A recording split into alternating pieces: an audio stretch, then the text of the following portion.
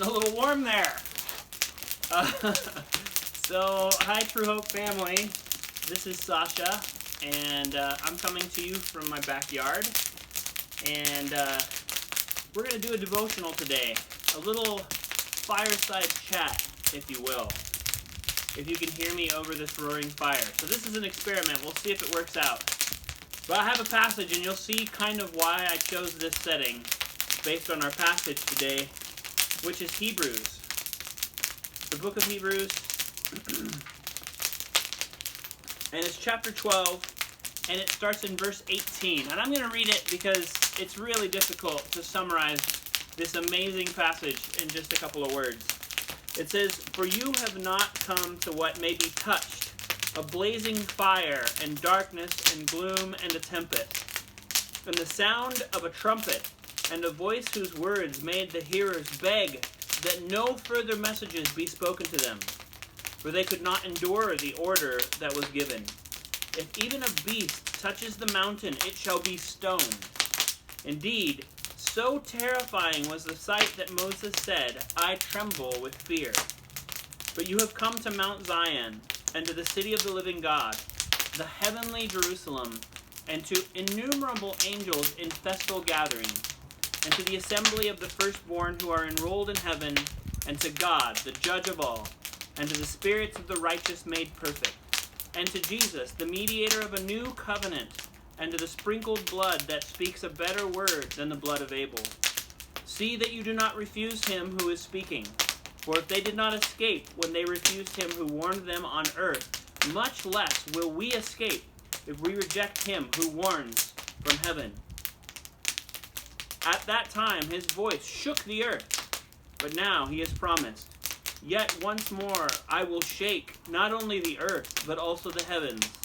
This phrase, 'yet once more,' indicates the removal of things that are shaken, that is, things that have been made, in order that the things that cannot be shaken may remain. Therefore, let us be grateful for receiving a kingdom that cannot be shaken, and thus let us offer a God acceptable worship with reverence and awe, for our God is a consuming fire." Man, there is so much in this passage that applies to our current situation, and I'm just going to emphasize a couple aspects that really spoke to me. You might ask, what is the purpose behind all of this?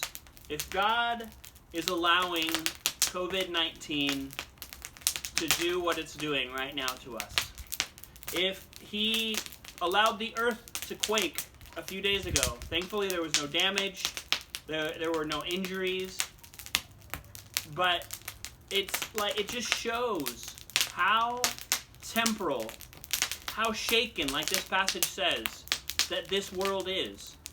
How fragile we are. One of God's big purposes in what we're going through right now is to show us how fragile we are, and how dependent we are on him. It's meant to show us that we are not all-powerful, that our medicine will not solve all of our problems, that even all of our efforts of quarantine and all of the good things that we're trying to do to be wise, ultimately, those are not things that will decide our destiny, that will decide our future. The one who decides is God. And thankfully, what this passage shows is that before the Jews, when they tried to come close to God, or when God came close to them on Mount Sinai, there were thunder, and nobody could touch the mountain, because even just touching the mountain, getting that close to God's very presence, would kill them. And that was the kind of revelation that God gave him of himself to his people, was of tremendous glory, tremendous power, like a fire, which is beautiful, and which is helpful, right? Which gives us its power, which gives us this benefit, and yet it is a consuming fire. A fire that leaves no impure thing behind, that leaves nothing behind in its wake. It consumes everything that is not of itself. And that's how God revealed himself to his people. But now God reveals himself through the person of Jesus Christ. He is not this God that he is this God, this consuming fire, this righteous, eternally righteous and just God who must punish sin and impurity. But he is also, and he has come close to us through Jesus Christ, through the sprinkling of his blood, the covering of our sin by his blood, so that we might approach such a just and perfect, all-consuming fire of a God. He has approached us not on Mount Sinai where he was unapproachable, only by Moses, and Moses was terrified to approach him.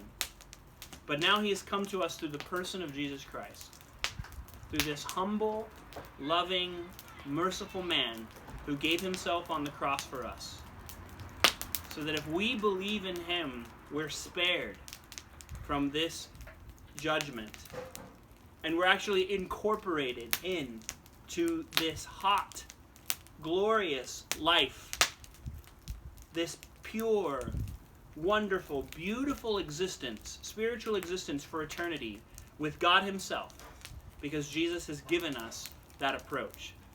God is allowing everything around us to be shaken so that we might realize that what is not shaken is what's truly real and truly worthwhile.